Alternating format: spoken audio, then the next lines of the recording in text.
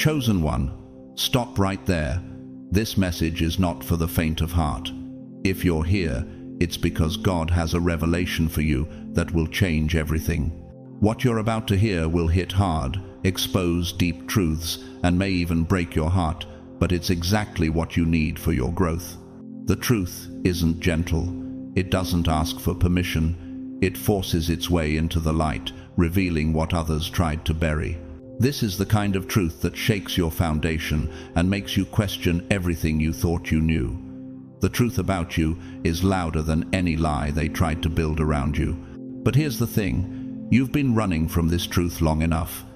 It's time to face the reality that your battles, your pain, and your resilience were never meant to be hidden. The people who mistreated you, the ones who plotted against you, they thought you would never find out.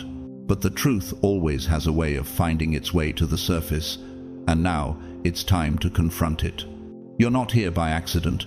You've lived through the very thing God is revealing to you now, because you're meant to grow from it, to be set free from the lies that others tried to entangle you with. And believe me, the truth is never as comfortable as we want it to be, but it's the key to unlocking the power you've been holding inside. Comment 777 below if you're ready to confront the painful truths that are standing in the way of your growth. Stay with me, because what's coming next will open your eyes and your heart in ways you've never imagined. Now, ask yourself, what is the truth you've been avoiding that God is calling you to face? God's chosen ones, the painful truth you must confront for your growth.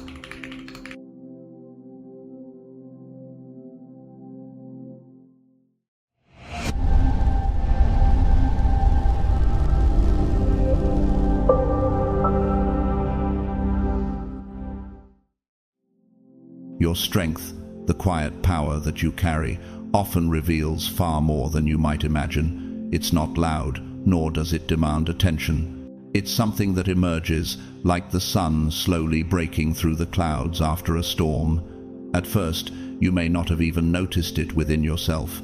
Perhaps you never thought it was remarkable. But to those around you, it was like a mirror. And as you stood in your truth, that mirror reflected not only your own essence, but the fragility and insecurities of those who were unprepared to face them. This is why they were never intimidated by your strength. They were exposed by it. And although they may never admit it, the real reason they treated you the way they did wasn't because you were too much, too confident, or too different. The truth is far more unsettling and uncomfortable. You see, your strength didn't overshadow them. It shattered their carefully constructed facades. It revealed all the things they were pretending to be, things they were not brave enough to admit even to themselves. Take a moment to consider, what does it truly mean to walk into a room with the quiet confidence of someone who has faced adversity and emerged stronger?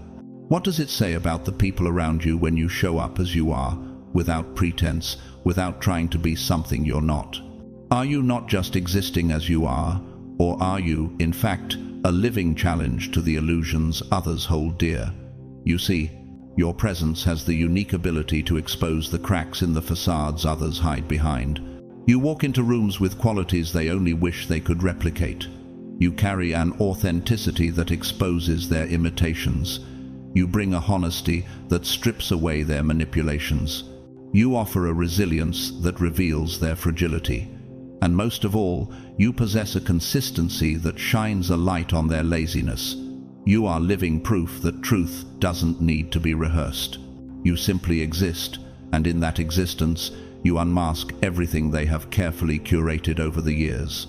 Consider the words in James 1-5, which promise, "If any of you lacks wisdom, let him ask of God, who gives to all liberally and without reproach, and it will be given to him."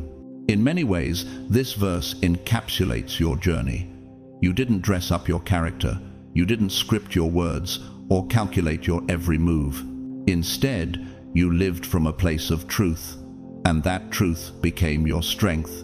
It was not for show, nor was it for attention.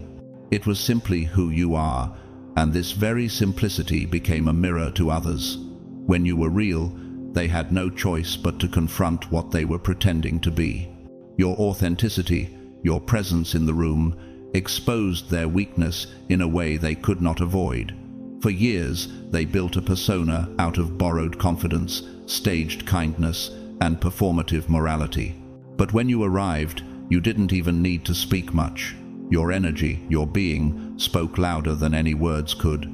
You didn't carry a script, nor did you weave together a performance for others to admire. You simply were.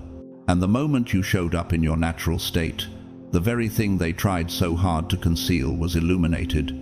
Your strength wasn't about making noise, it was in your quiet endurance, the clarity earned through disappointment, and the self-respect that took years to cultivate. Here is a question for you to ponder. What do you think it says about a person when their strength, when their real self, challenges the carefully constructed masks of others? The reaction you received, attempts to silence you, shrink you, or twist your intentions, was never about you. It was never about the threat you posed. It was about the threat you represented to their carefully crafted illusion of safety. And once you showed up being real without trying, their facade crumbled. This is why they tried to manipulate, to silence, and to make you question your own truth. And all along, it wasn't your loudness, your ambition, or even your success that caused them to react. It was your ability to be authentic in a world of pretense. Your authenticity felt like a spotlight shining on the cracks in their masks, the imperfections they weren't ready to face. Your strength revealed the truths they were unwilling to confront. Instead of addressing the insecurities that your presence exposed, they chose to blame you for making them feel uncomfortable. But in reality, you were not the cause of their discomfort.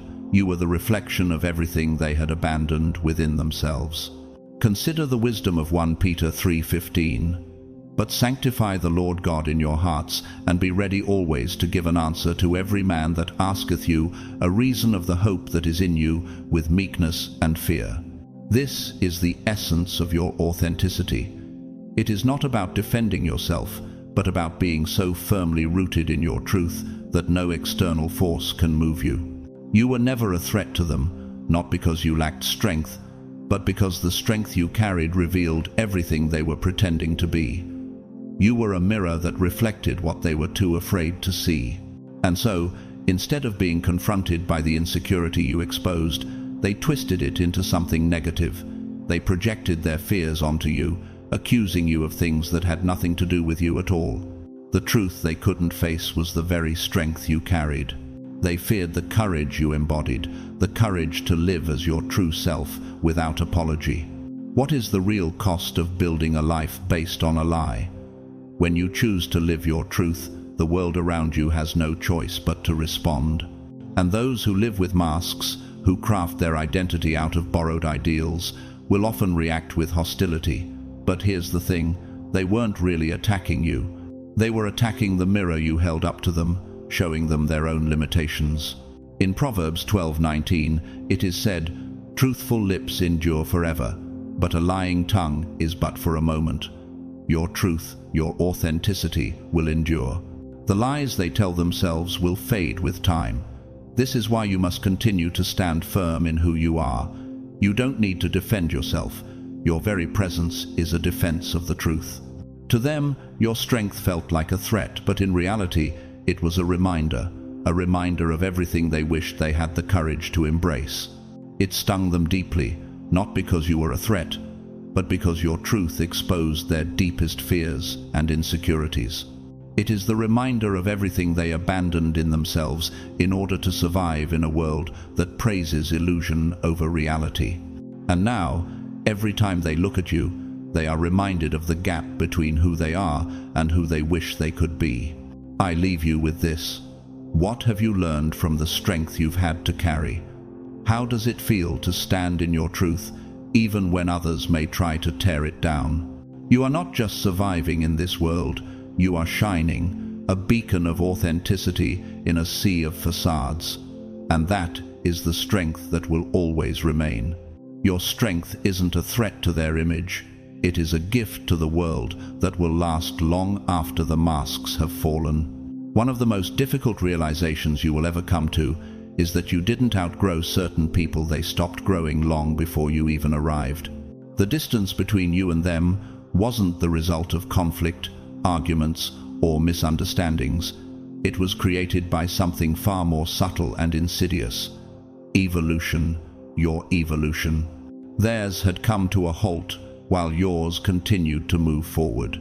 And when you continued to move, to learn, to heal, to mature, it exposed the depth of their stagnation. They had remained in cycles, in patterns, in comfort zones that required no effort and demanded no change.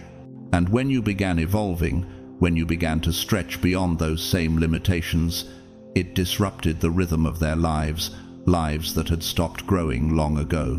They had settled into a life that was easy, one that didn't require confronting their weaknesses, their faults, or their untapped potential. Instead, they normalized dysfunction because it didn't push them to grow. They avoided accountability because it demanded effort, self-reflection, and courage. They avoided growth because growth requires a confrontation with everything one has been running from. Doesn't this challenge you to reflect? What are you avoiding in your own life? Have you faced the uncomfortable truths that come with growth, or are you hiding from them like so many people do? The truth is, when you began evolving, it wasn't an attempt to reject them. It wasn't an act of superiority or betrayal. It was simply the inevitable consequence of growth. You didn't abandon them. You simply refused to remain stagnant in an environment that no longer had room for progress.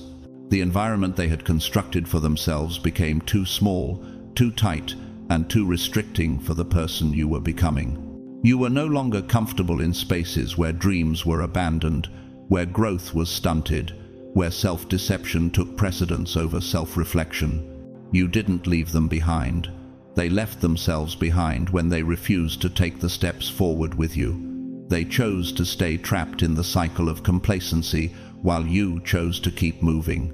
And when you kept moving, when you kept evolving, they felt it as rejection. They couldn't understand why you refused to stay in the same place with them. They couldn't grasp that your growth wasn't an indictment of their lives, but a reflection of your journey, a journey that was never meant to fit within the narrow confines of their expectations. In 2 Peter 3:18, we are reminded, "But grow in the grace and knowledge of our Lord and Savior Jesus Christ. To him be the glory both now and forever. Amen." This verse serves as a powerful reminder that growth is not just a personal endeavor, it is a spiritual command. You were never meant to stay stagnant. You were never meant to stay in a place where your potential was stifled. God calls us to grow, to evolve, to reach higher and deeper in our spiritual journey. So why, then, would you shrink yourself to fit in a space that no longer welcomes that growth? And yet, some will tell you that you've changed.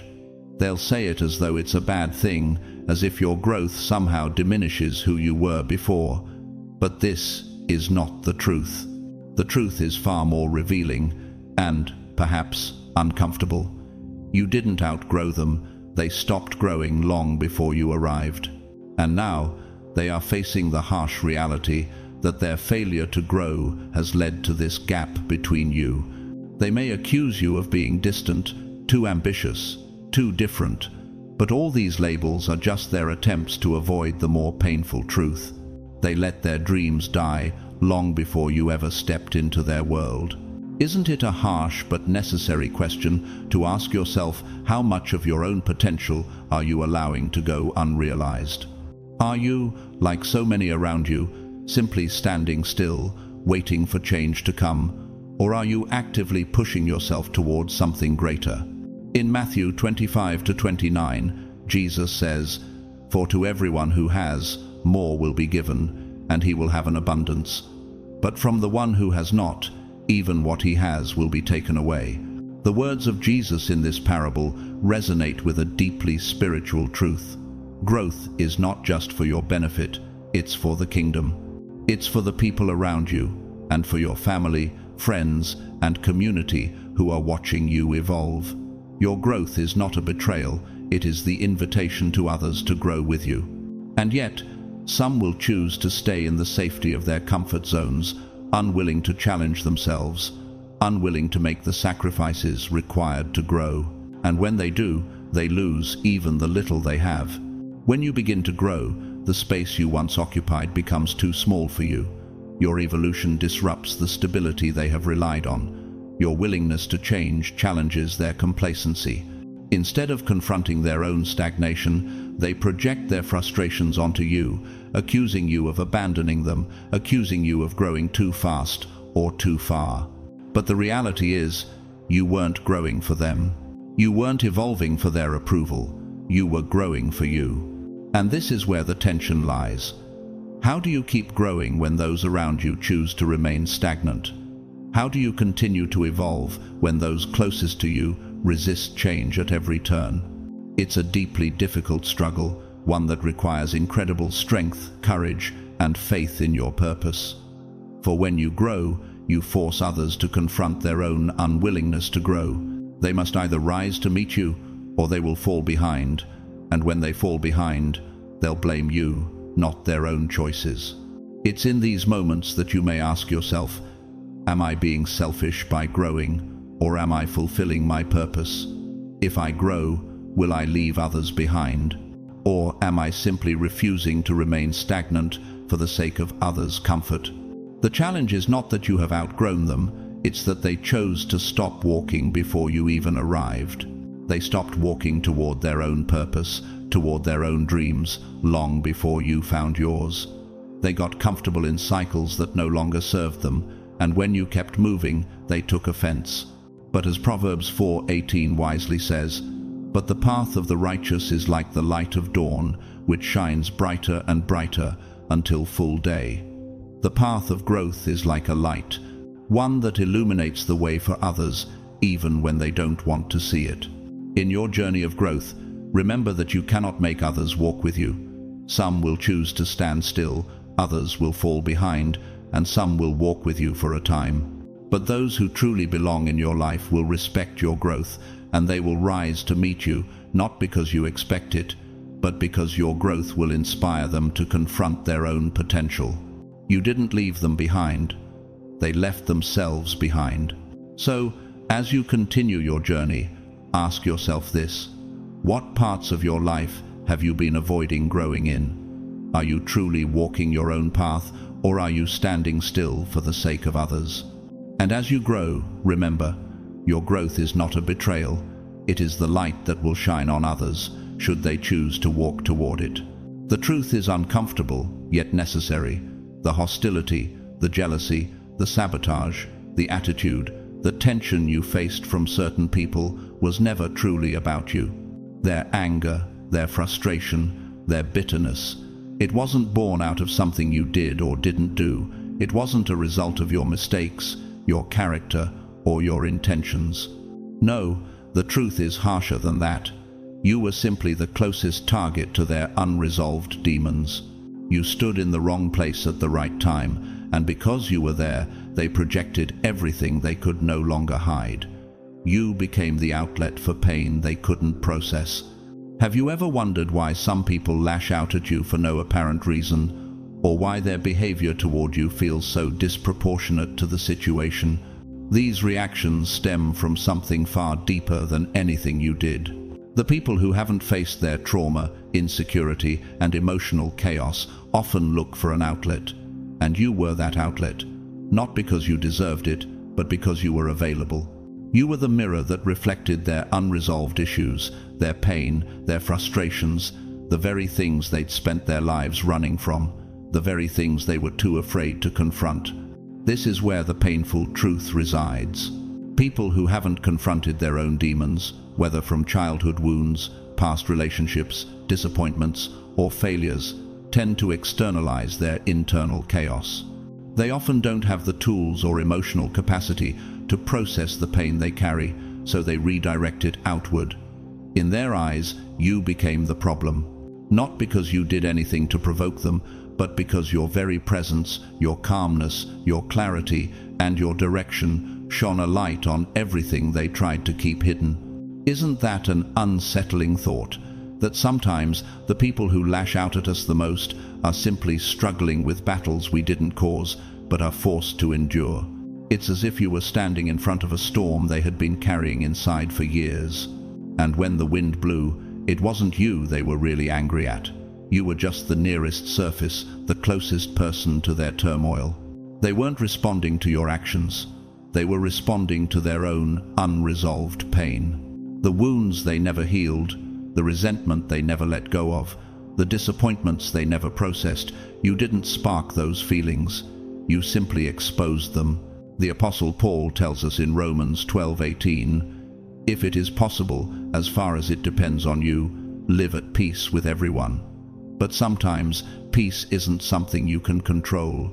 You cannot force people to face their internal battles. You can't make them heal from their pain, nor can you take on the weight of their unresolved issues. And yet, you are still the one who bears the brunt of their frustration. But once you understand this truth, once you realize that their behavior wasn't personal, it becomes easier to let go of the burden of trying to make sense of it. Their hatred wasn't a reflection of your character. It was a reflection of their own pain. What makes this situation even more painful is that some of them may have recognized that you didn't deserve their treatment. They saw your kindness, your patience, your authenticity, and they knew you weren't the enemy. But their internal chaos was louder than any logic. Their unresolved wounds were so deep that attacking themselves felt too painful, too uncomfortable. Instead of facing those wounds, they projected them onto you. They used you as a stand-in for all the pain they had never addressed. In their eyes, you became the object of their self-hate, their anger, their unhealed trauma. You were their scapegoat. You were the person they could attack, because attacking themselves would have been too much to bear. How does it feel to realize that some of the pain people directed at you had nothing to do with you? That you weren't the one they were really angry with, but rather the target for the rage they couldn't express toward themselves? This realization doesn't make the pain go away, but it does shift your perspective. It allows you to see their actions for what they truly are, a reflection of their internal battles, not a judgment of your worth or character. In the book of Matthew, Jesus tells us in Matthew 7:3-5, "Why do you look at the speck of sawdust in your brother's eye and pay no attention to the plank in your own eye? How can you say to your brother, 'Let me take the speck out of your eye,' when all the time there is a plank in your own eye?" This verse speaks to the tendency we all have to project our unresolved issues onto others. It's easier to focus on someone else's shortcomings than to face our own. Could it be that the anger people have toward you is really a reflection of their own inability to confront their flaws, their pain, and their unresolved demons? People who haven't healed from their past often use others as a way to avoid facing their own emotional turmoil. They blame others for their problems, they lash out, they project their negative feelings onto you, and instead of taking accountability, they place the blame on you for simply existing as a mirror to their internal chaos. It's not about you. It was never about you. Their reactions, their hatred, their jealousy, all of it came from a place within them that they hadn't faced or healed. You just happened to be close enough to expose it. But once you understand this, you can stop taking their behavior personally. You can stop internalizing their hatred, their criticism, and their anger. You can begin to separate yourself from their pain and realize that their issues were never yours to fix. Have you been carrying the weight of someone else's unresolved pain? Are you still holding on to the belief that their anger was about something you did, when in reality it was about something they never confronted within themselves? The moment you recognize that their hatred wasn't personal, that it was merely a projection of their own unhealed wounds, it becomes easier to let go of the bitterness and the need for understanding. You were never the problem. You were simply the trigger, the reflection, the mirror that exposed their inner chaos. And when you finally accept that truth, it becomes much easier to walk away, to detach from their emotional turmoil, and to release yourself from the burden of their pain. In Psalm 34:18, the psalmist reminds us, "The Lord is close to the brokenhearted and saves those who are crushed in spirit." When others project their pain onto you, it's easy to feel broken, to feel as though you're the one being crushed. But the truth is, You are not alone in this. God is close to the brokenhearted, and He will give you the strength to move forward, to walk away from toxic dynamics, and to find peace. When you can see their behavior for what it truly is, a reflection of their unresolved demons, it becomes easier to forgive. Forgiveness doesn't mean excusing their behavior. It means recognizing that their hatred was never personal. It was a symptom of their inner struggles, and it's something you don't have to carry with you anymore. So, how will you respond now that you see their actions more clearly? Will you continue to take their anger to heart, or will you choose to release it, knowing it was never about you in the first place?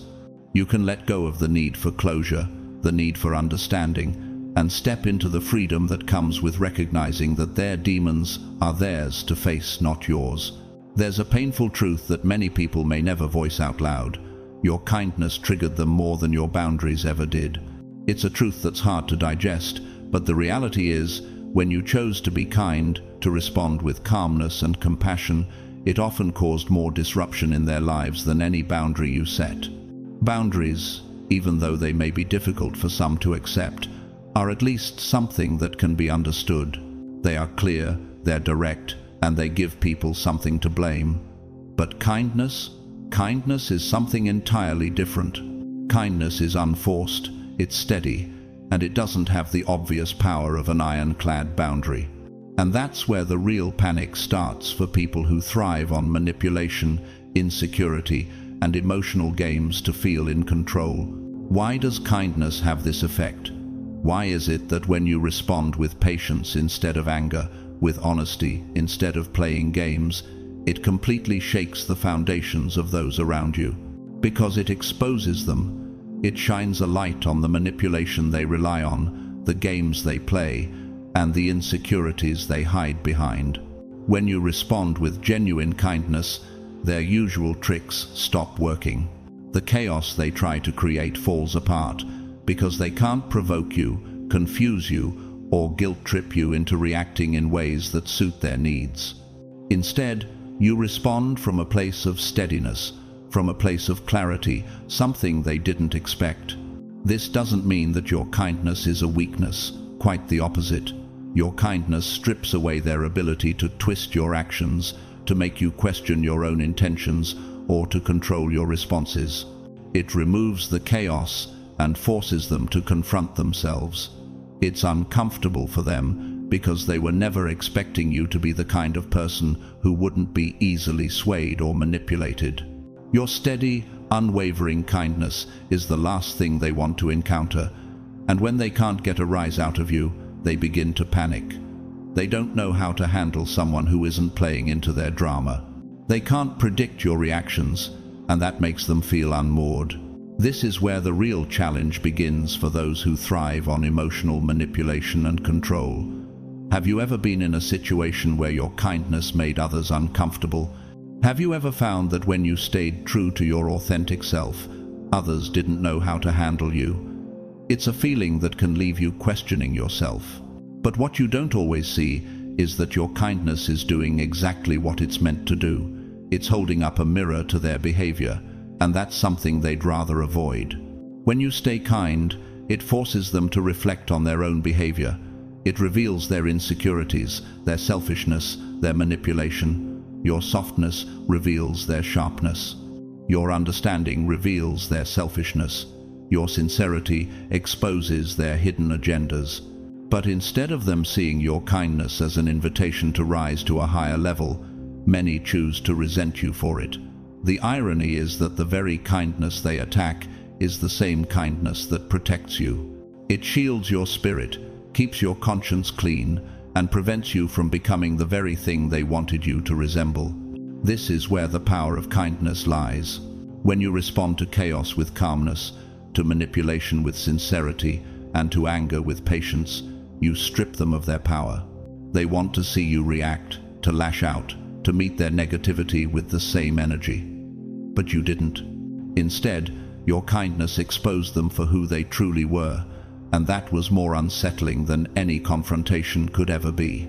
Your kindness was not just a shield for your own peace of mind, it was a weapon that disarmed them in a way nothing else could.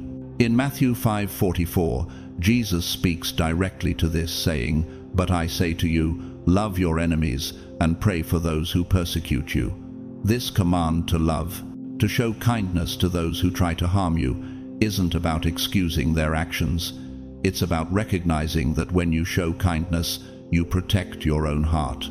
Your kindness becomes a tool of strength, a reflection of something much deeper than any momentary emotional response. But why is it so hard for people to accept kindness when they're used to manipulation or control? What is it about genuine, unforced kindness that feels so threatening to those who rely on emotional games to feel powerful? The answer is simple. Your kindness exposes the truth they've been hiding. They've built their lives on manipulation, control, and drama. They've learned how to push people's buttons, how to create chaos to get what they want. But when they meet someone who refuses to be provoked, someone who stays calm and compassionate in the face of their attacks, they are confronted with the cracks in their own foundation.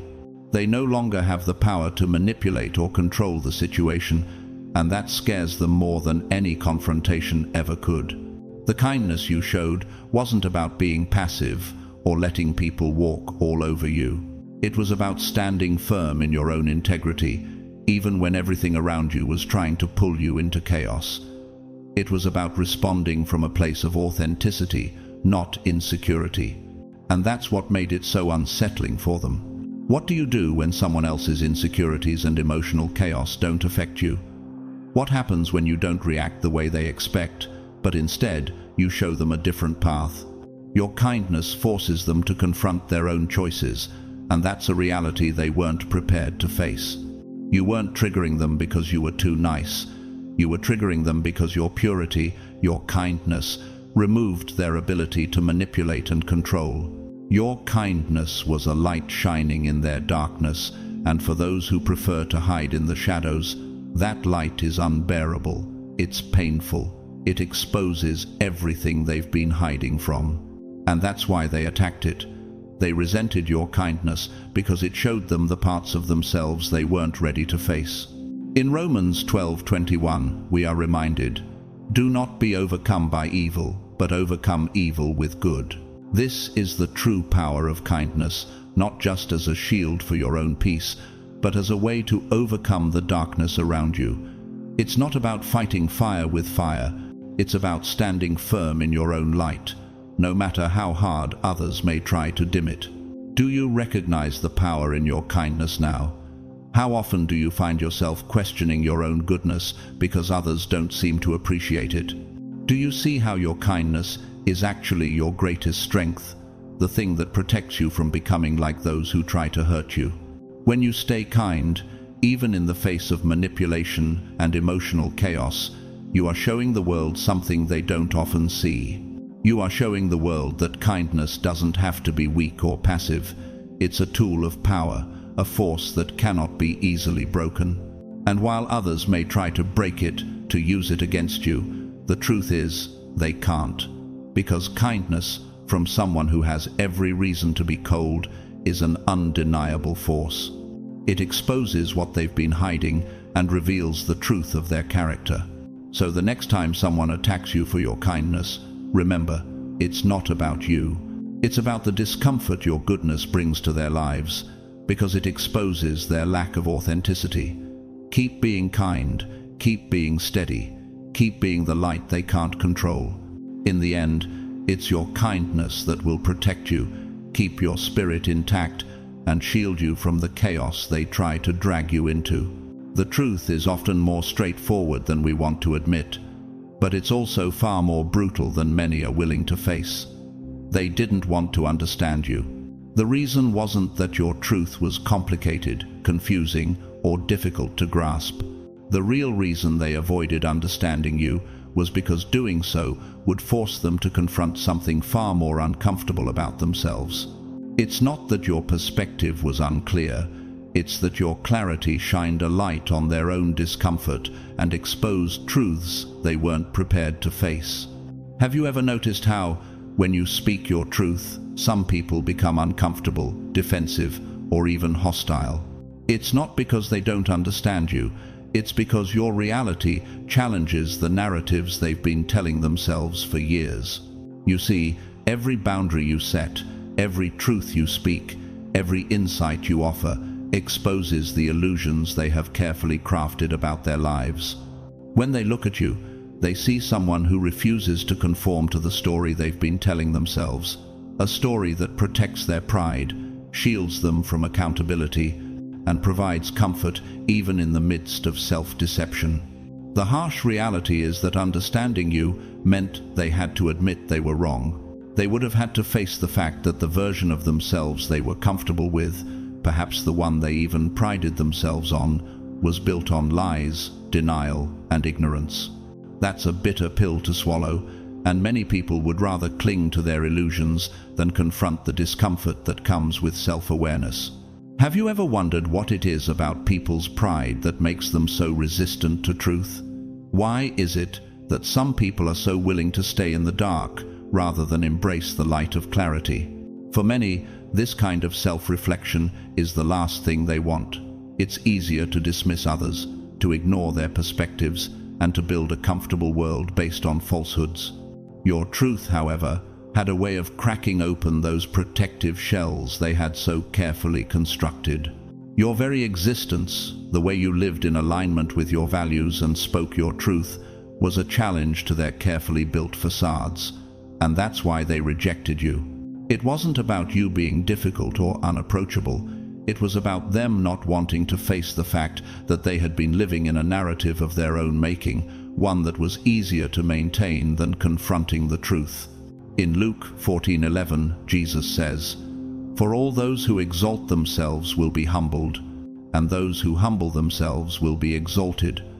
This passage serves as a powerful reminder of the internal struggle many face when confronted with humility. How do we humble ourselves when we've spent so much time building up an identity, a story that shields us from our faults? Pride is a powerful force, and for many, it becomes a wall they cannot see beyond. They hold on tightly to their version of the world because letting go would mean admitting they've been wrong, and that's a fear most are not ready to face. What does it mean for someone to humble themselves? How can they accept that they've been living in an illusion for so long when doing so requires them to face their flaws, insecurities, and mistakes? Humility requires a willingness to confront one's own limitations and to be open to the possibility that we're not always right. But this is exactly where your truth becomes such a powerful catalyst for change. Your clarity forces others to see themselves more clearly, and for many, that's a terrifying experience.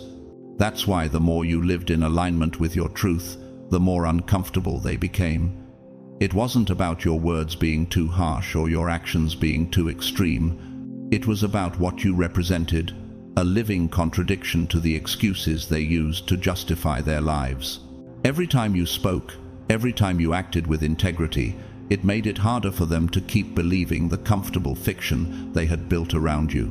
Your actions and your words didn't fit the narrative they had created about who you were, and that's what made them uncomfortable. Isn't it fascinating how sometimes, just by being authentic, we can cause a stir in people's lives that challenges their entire worldview? Instead of embracing this challenge and allowing it to foster growth, they rejected you.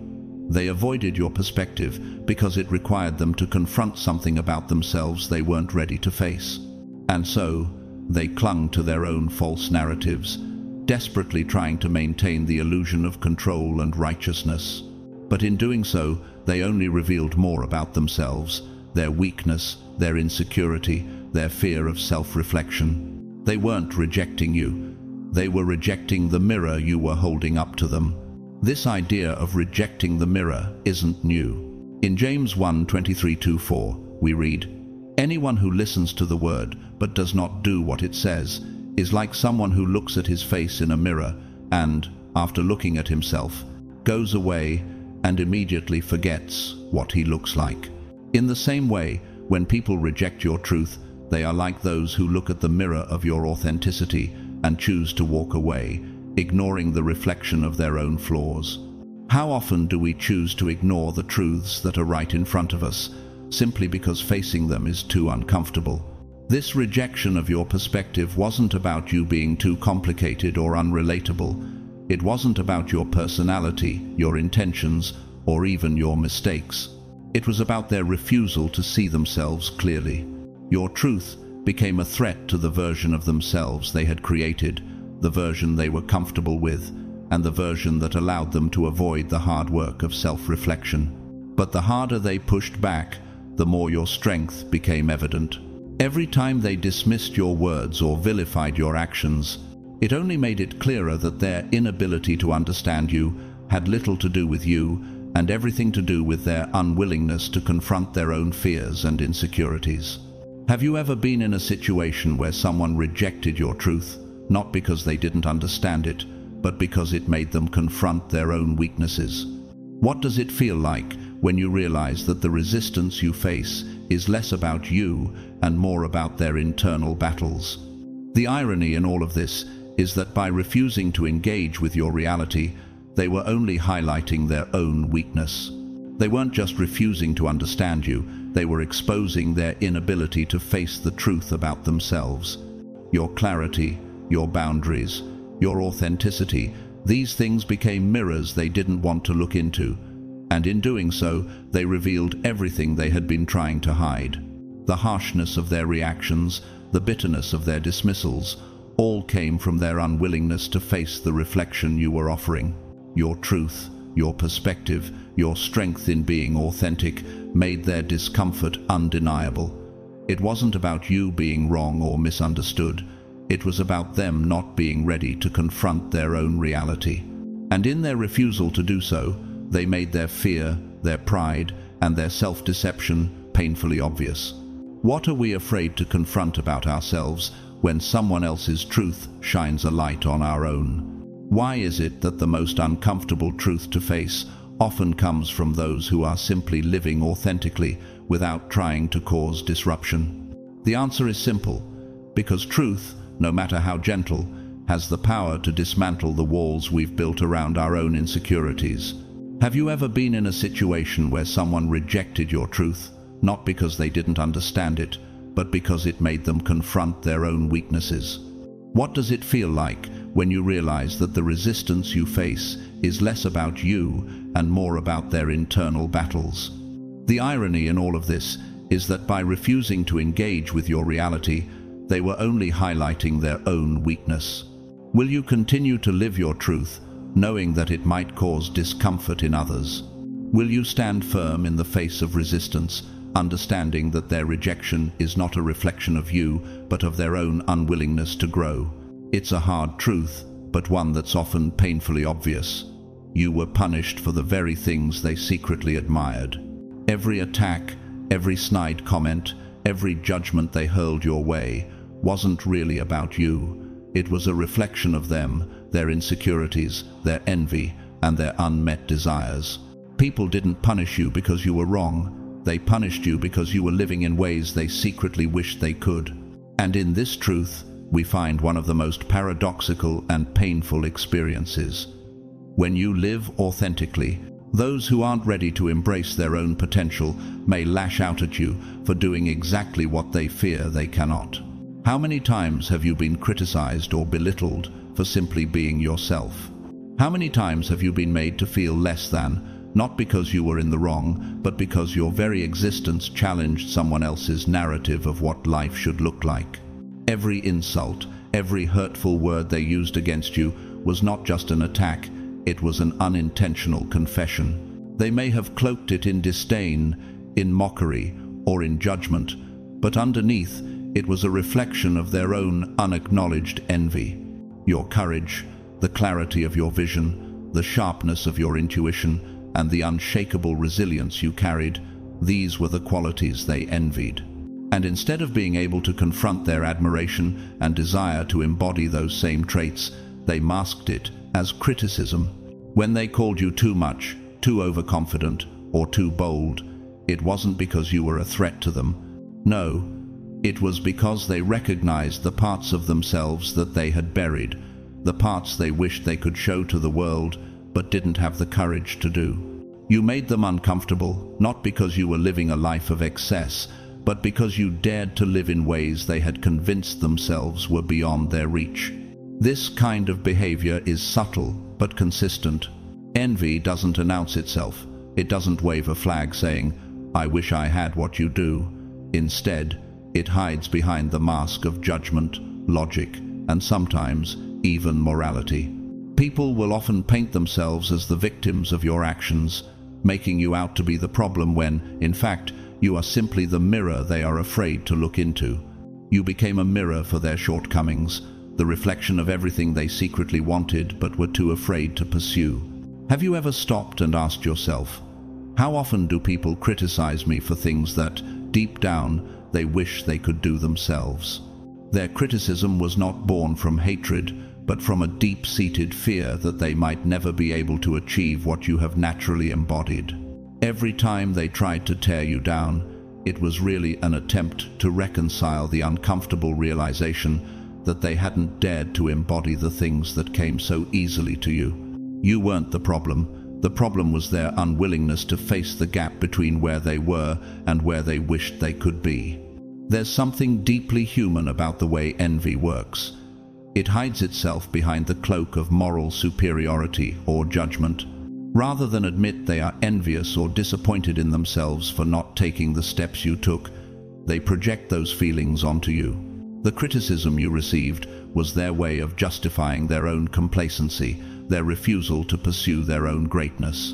Your brilliance forced them to confront their mediocrity, and instead of rising to meet you, they chose to tear you down.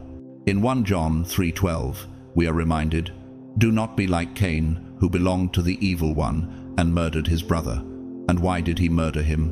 Because his own actions were evil and his brothers were righteous. This biblical passage reflects the reality of what you've experienced. The attack wasn't because you did something wrong, it was because your goodness, your authenticity, shone a light on their own shortcomings. Just as Cain couldn't stand Abel's righteousness, those around you couldn't handle the strength of your light. Rather than rising to meet it, they tried to extinguish it. And yet, every time they tried to cut you down, every time they threw their criticisms your way, they only made your qualities stand out more. The more they tried to diminish you, the more you rose. The contrast became undeniable. The contrast between your vision, your courage, and their bitterness, between your authenticity and their masks. The more they tried to suppress you, the more your resilience showed through. It was as if their attempts to shame you only served to amplify the very traits they were secretly admiring in you. This is the bitter irony of envy. It is always ineffective. No matter how hard they tried to diminish your courage, suppress your vision, or dull your intuition, they couldn't take away what was inside of you. The strength they feared only grew stronger with every attempt to tear it down. They failed to understand that their punishment was meaningless, because the power of your authenticity was invincible. The greatness they resented could never be erased by their words, by their projections, or by their envy. They were powerless to take away what you naturally possessed. In Proverbs 14:30, it says, "A heart at peace gives life to the body, but envy rots the bones." Envy, left unchecked, does not harm the object of its focus. Instead, it destroys the person who harbors it. They may have tried to make you feel less than, but in the end, they only hurt themselves by allowing envy to fester inside of them. Every time they criticized you, it wasn't just an attack on you, it was an attack on themselves, a reflection of their inability to face the truth about their own lives and their own potential. The unfortunate truth is that their words of punishment were, in fact, a confirmation of your greatness. Every time they tried to diminish you, they inadvertently confirmed what they couldn't admit. They admired you. Your courage, your clarity, your vision, these were the things they wished they had the courage to claim for themselves. But because they couldn't face the discomfort of their own inadequacies, they projected their jealousy and envy onto you. And in doing so, they only confirmed that your greatness was beyond their ability to deny. What does it feel like to realize that every attack they launched at you wasn't a reflection of your shortcomings, but a reflection of their own? How do you hold on to your truth when those around you are so determined to make you shrink into their limited view of the world? And how can you use these moments to stand even taller, knowing that their envy is nothing but an unspoken acknowledgement of your power? The truth is that their attempts to diminish you were never about you at all. They were about their inability to face what you represented, everything they wished they could be. And as you continue to walk in your authenticity, don't be afraid when people try to tear you down. Every criticism, every attack, every insult they throw at you only confirms the greatness they secretly admire.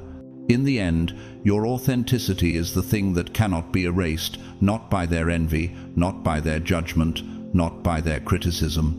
Keep living in your truth, for it is your truth that will stand when all their attempts to break you fall away.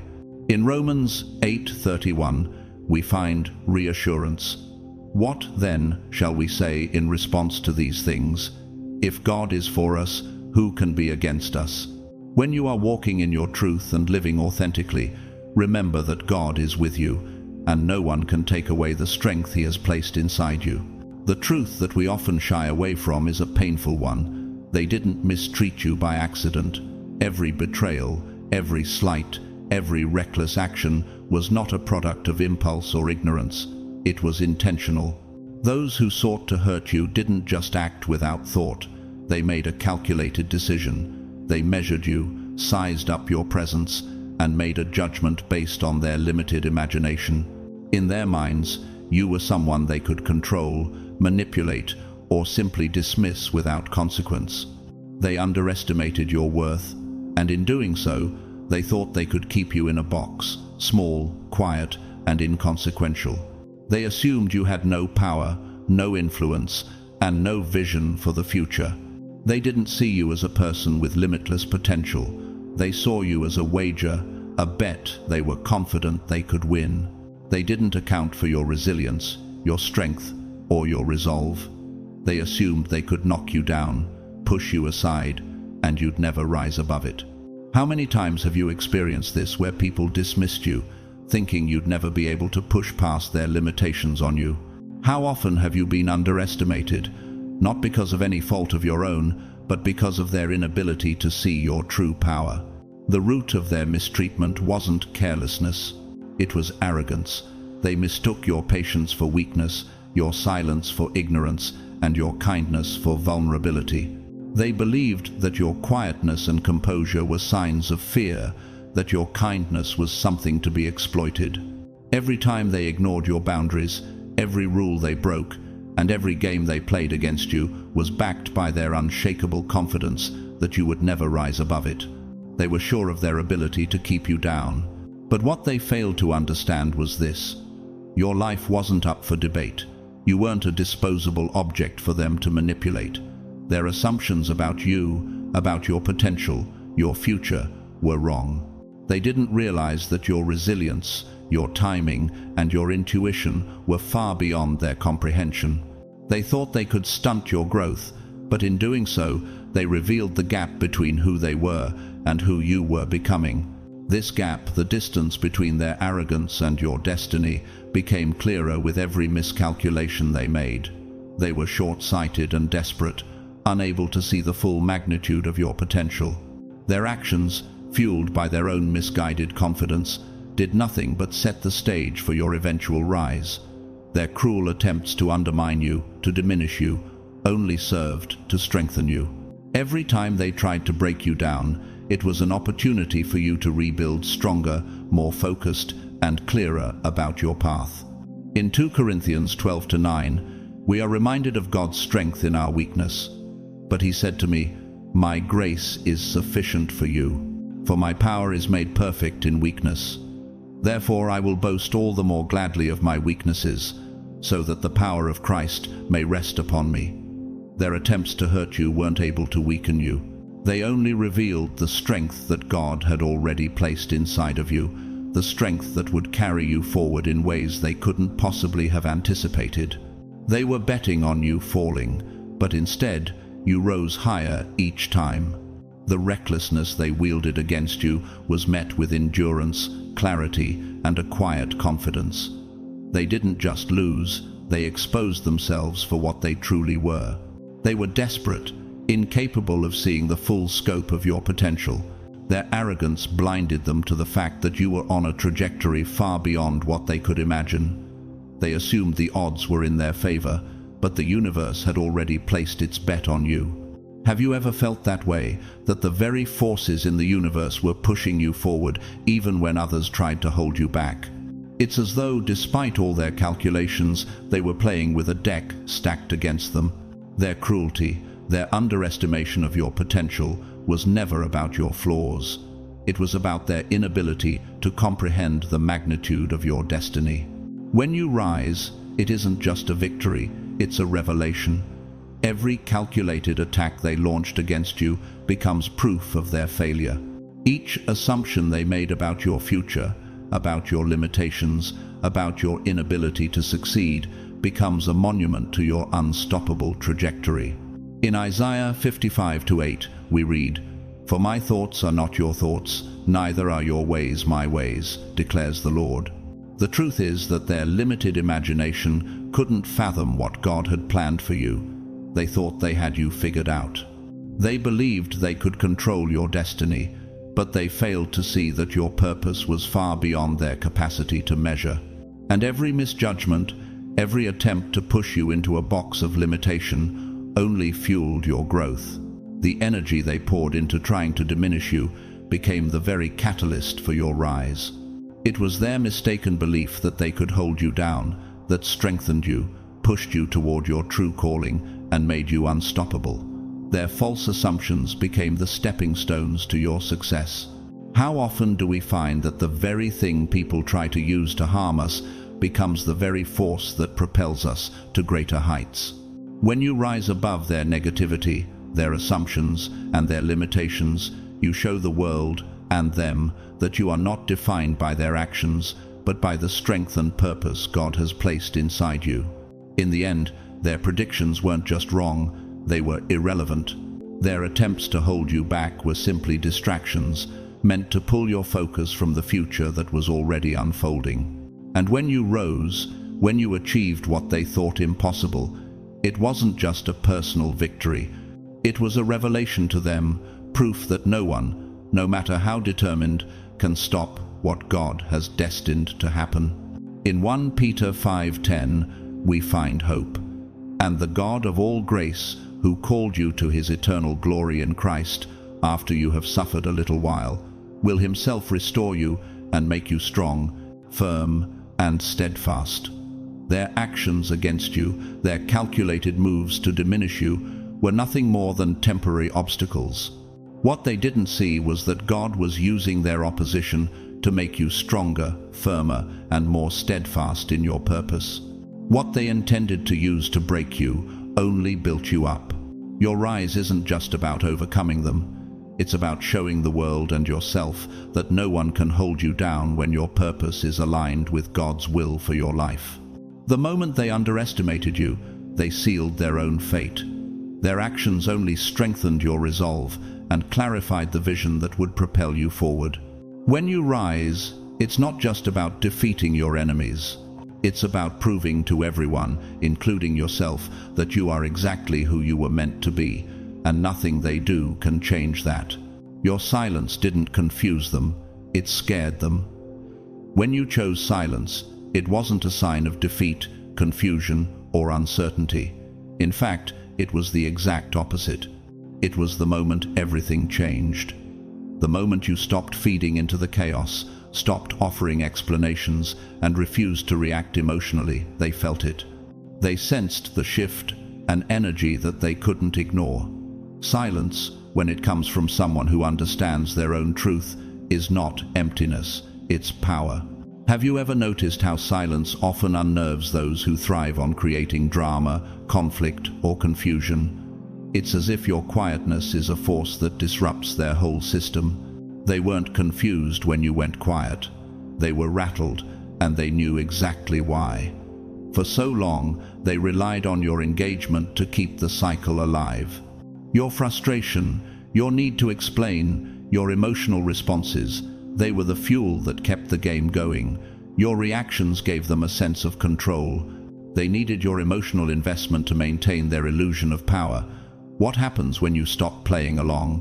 What do you think it means when you stop reacting and they're left with nothing but their own manipulations to face? This realization hits hardest for those who expect constant engagement.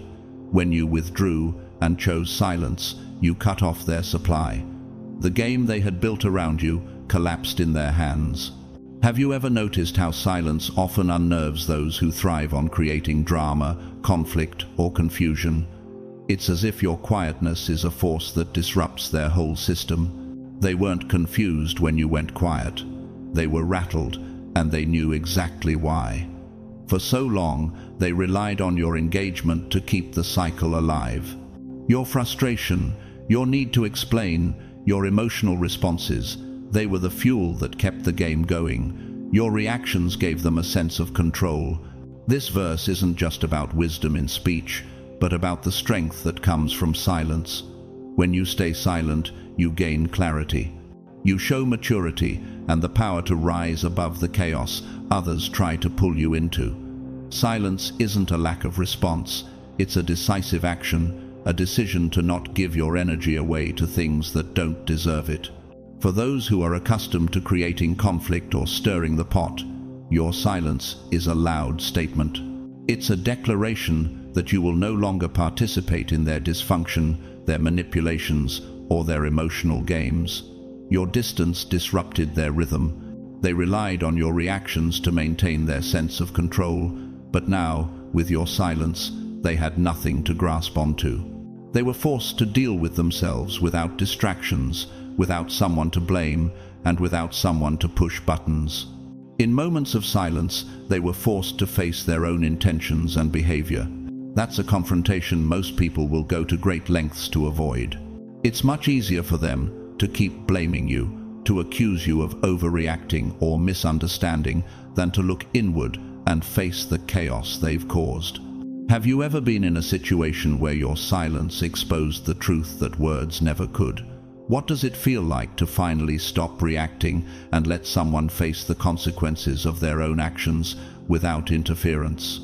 In 1 Peter 3:15, we are reminded, "But in your hearts honor Christ the Lord as holy, always being prepared to make a defense to anyone who asks you for a reason for the hope that is in you. Yet do it with gentleness and respect." Your silence doesn't mean you lack a voice or that you are retreating. Rather, it's a deliberate choice to honor your truth without the need to explain it or justify it to others. Silence in the face of manipulation or criticism can be one of the most powerful ways to maintain your peace and assert your boundaries. What happens when silence becomes your response? Not out of fear or submission, but out of strength and clarity. It makes the person on the other side of that silence uncomfortable, because they can no longer manipulate the narrative. For the first time, they have to sit with their actions, and that's a punishment they were never ready for. They weren't prepared for the peace that comes with your silence, because they were used to feeding off your discomfort. What do you think happens when your absence of reaction makes them realize they no longer have the power to control your emotions? In the silence, your true strength emerges. Silence reveals character, and what it reveals about you is power, clarity, and maturity. Your silence exposed their insecurity, their fear, and their guilt. It showed them for who they really were, and more importantly, it showed you for who you really are. You were no longer bound by the need to engage in their drama, no longer caught in their web of emotional games. You freed yourself by choosing not to participate, and in doing so, you showed them the strength they could never take from you. In Isaiah 30:15 we read, "For thus said the Lord God, the Holy One of Israel, in returning and rest you shall be saved, in quietness and trust shall be your strength." The silence that comes from a place of inner peace, of trusting in God's plan for you, is where your true strength lies. When you choose to remain silent, to stand firm in your truth, without the need to defend or explain, you tap into a power that others cannot understand. And that power, that stillness, is what frightens them the most. Isn't it interesting how the most powerful truths can come from the places where words are unnecessary? Your silence wasn't a weakness. It wasn't an absence of courage or strength. It was an act of immense clarity, a refusal to be dragged into cycles of negativity and manipulation. When you stop engaging with their chaos, you take away their power. Their attempts to provoke you become fruitless because they can't control you anymore. Your silence becomes a mirror, reflecting back to them everything they've been trying to avoid facing. What would happen if, instead of giving in to the emotional responses others wanted from you, you used silence to show them your strength and clarity? What they feared most wasn't your words. It was the realization that you finally saw through them. Your silence was a mirror they weren't ready to face, and it terrified them. It wasn't about ignoring them or dismissing their behavior. Your silence was a declaration of your worth and your boundaries. How do you think they would respond if they knew that your silence meant they no longer held any power over you? In the end, your silence wasn't a void. It was the loudest truth they'd ever hear. The truth that you no longer needed their validation, their approval, or their emotional drama to feel complete. You had moved beyond their games, and that scared them more than anything. They couldn't manipulate you anymore because you had learned the most powerful lesson of all, that true power comes from within, and sometimes the strongest response is no response at all. They claimed you were difficult because you stopped accepting their bare minimum. This is a hard truth to face, but it's one that many of us experience. When you finally stop accepting the crumbs people were comfortable offering, suddenly you're the problem. It wasn't that you suddenly became hard to love, hard to talk to, or hard to understand. The truth is, you simply stopped tolerating the mistreatment, the disrespect, and the neglect. When you chose to value yourself, everything shifted, and that shift made them uncomfortable. For so long, you gave and gave, minimized your own needs, and overextended yourself just to keep the peace. And as long as you ignored your feelings, let your boundaries be crossed, and accepted the bare minimum, they were perfectly fine. They enjoyed the version of you that didn't require effort, accountability, or reciprocity. But the moment you started choosing yourself, choosing to honor your own worth, that's when the problems began for them. Your decision to prioritize yourself disrupted the narrative they had built, one where they benefited from your self-neglect. In Matthew 7:7, we are reminded, "Ask, and it will be given to you. Seek, and you will find. Knock, and the door will be opened to you." This verse speaks to the importance of knowing your worth, of seeking what you deserve, and not accepting less than what God has intended for you. When you start asking for more respect, more kindness, more effort from others, you are doing exactly what you are called to do. It's not about being demanding. It's about knowing that you deserve better than what you were given before. So, when you started raising your standards, when you stopped tolerating disrespect and began to demand the respect you knew you deserved, that's when the accusations of you being difficult started to emerge. The people who once benefited from your self-sacrifice suddenly found themselves unable to manipulate, to take advantage, or to enjoy the benefits of your generosity without giving something in return. They didn't like it. They didn't like that you were no longer bending over backward to make their lives easier. They didn't like that you were setting boundaries, sticking to your principles, and no longer allowing your worth to be compromised.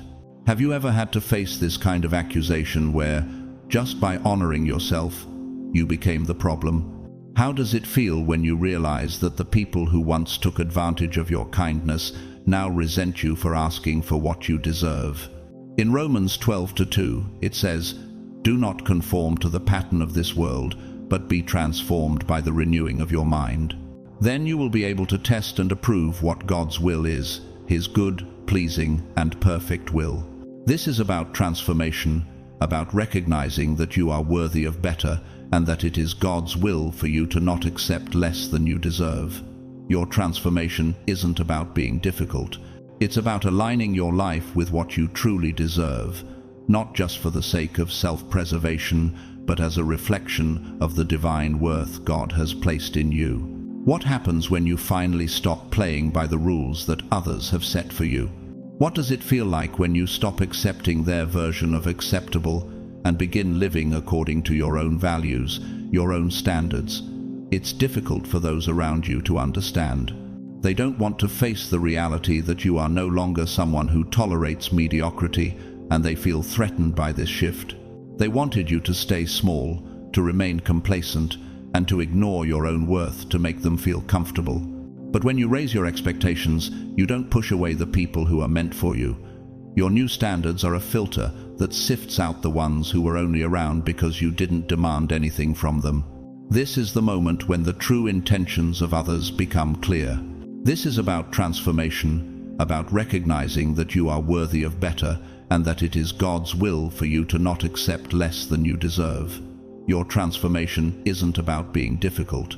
It's about aligning your life with what you truly deserve, not just for the sake of self-preservation, but as a reflection of the divine worth God has placed in you. The people who were only benefiting from your generosity, your emotional labor, your tolerance, they felt threatened. Instead of meeting you where you were, they blamed you for growing, for setting boundaries, for learning to honor yourself. How often do we allow ourselves to be shamed for doing what's right for us, simply because others benefit from our self-neglect? In 1 Corinthians 10:24, we are reminded, "Let no one seek his own good, but the good of his neighbor." It's a way of showing love not just for yourself, but for the people who truly value and respect you. What truly stings those who benefited from your self-sacrifice is the realization that the old version of you, the one who tolerated disrespect, accepted excuses, and absorbed mistreatment, was gone. You weren't the same person who bent over backward to keep relationships comfortable for them. You stopped explaining yourself repeatedly, stopped letting things slide just to keep the peace. This forced them to do something they didn't want to do. They had to either step up to meet your standards or step out of your life entirely. This wasn't a punishment, it was simply the natural consequence of your growth. In 1 Peter 3-9, we are encouraged, "Do not repay evil with evil or insult with insult. On the contrary, repay evil with blessing, because to this you were called, so that you may inherit a blessing." Your boundaries and standards weren't about punishment. They weren't about retaliation. They were about setting clear expectations and showing others how you wanted to be treated. The more you elevated your own standards, the more you filtered out the people who didn't truly value you, and the more you made space for those who would honor your presence and your worth. How does it feel when you realize that raising your expectations doesn't push away the people who truly care, but instead brings clarity to who is worthy of being in your life? The more you honored yourself, the more you revealed who was truly invested in you and who was only there for what they could get. Your boundaries weren't about pushing people away, they were about inviting the right people closer. Those who valued you, who truly respected your worth, were not threatened by your growth, they celebrated it. Those who only valued what you could do for them, they resented it. And their resentment was a reflection of their inability to see you clearly for who you were becoming. In the end, when they called you difficult, it wasn't because you were. It was their final attempt to shame you back into accepting less than you deserved. But you didn't fall for it. You walked forward, honoring yourself, and the ones who truly cared about you walked with you, ready to rise with you. Those who saw your worth didn't call you difficult, they called you strong. They called you wise. They called you worthy of respect. And in doing so, they proved to you that the people meant for you would always rise to meet you at your highest standards. Their biggest fear was that someone else would discover who you really are. It wasn't that they were trying to protect you, it was that they were trying to protect the version of you they had invented.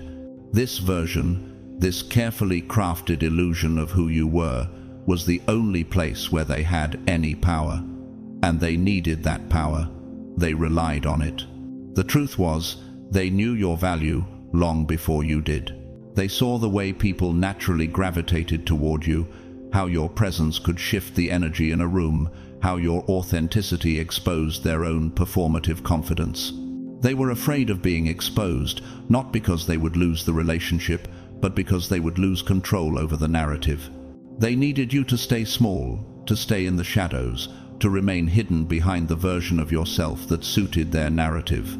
The moment someone else with influence, someone who could truly see, came near you, the truth would be obvious. It would be clear that you were never the problem. Have you ever realized that sometimes people fear your growth not because they care about you, but because it threatens their hold over the narrative? How often do we allow others to define us because we haven't fully recognized our own worth yet? In 1 Samuel 16-7, the Lord reminds Samuel, "But the Lord said to Samuel, do not consider his appearance or his height, for I have rejected him." The Lord does not look at the things people look at. People look at the outward appearance, but the Lord looks at the heart. This verse speaks directly to the fear that others have when it comes to your true self. They may try to focus on the external, on your flaws or your quietness, but the Lord sees your heart, your true strength, and your potential. And that is what they feared. The world would see you for who you really are, and their manipulation would lose its grip. The truth is, your glow is dangerous to people who benefit from your dimming. They needed you to stay in the background because your light, your energy, your power was something they couldn't control. That's why they went on a full-time mission to mislabel you, misunderstand you, and misrepresent you. They didn't want to destroy you, they were trying to hide you. They were afraid that once the world saw the real you, the facade they had created would crumble. Your depth, your authenticity, your clarity, these are the things that threatened their carefully built illusions. Have you ever wondered why, when you started to embrace your own worth, others seemed to work harder to hold you back, to push you down? What do you think it says about someone when their greatest fear is that you will step into the fullness of your own power and truth? In John 8:32, Jesus says, "Then you will know the truth, and the truth will set you free." This is the liberation you're experiencing now. The more you embrace the truth of who you are, the more their grip on your narrative weakens. Your value was never the issue, it was always their fear of losing control of your story. The lies they told, the manipulation they used, the attempts to keep you hidden, all of it relied on the fact that you didn't know your own worth yet. But now, as the truth begins to leak through the cracks they tried so desperately to seal, they can no longer keep the illusion intact. Your energy is too loud, your purpose is too undeniable, your growth is too visible. What's happening now, as the world begins to see you for who you really are, is that their obsession with hiding your truth is making them more visible. The more they try to defend the lie they've built, the more they reveal their own fear. Their fear of being exposed for what they truly are. They cannot see you clearly because they've built a narrative where they are the ones in control, and they are terrified of losing that power. The irony is that the more they try to control the narrative, the more they expose their own weaknesses, and the more your truth becomes undeniable. How does it feel to realize that the more someone tries to keep you hidden, the more they inadvertently reveal their own fear and insecurity? Have you noticed how their attempts to suppress you only amplify your strength, clarity, and presence? You were never hidden because you lacked value. You were hidden because your value was too great. They knew that the moment the world saw who you truly were, their illusion would collapse. They knew that you would outshine them, not because you were trying to, but because your authenticity was stronger than their lies.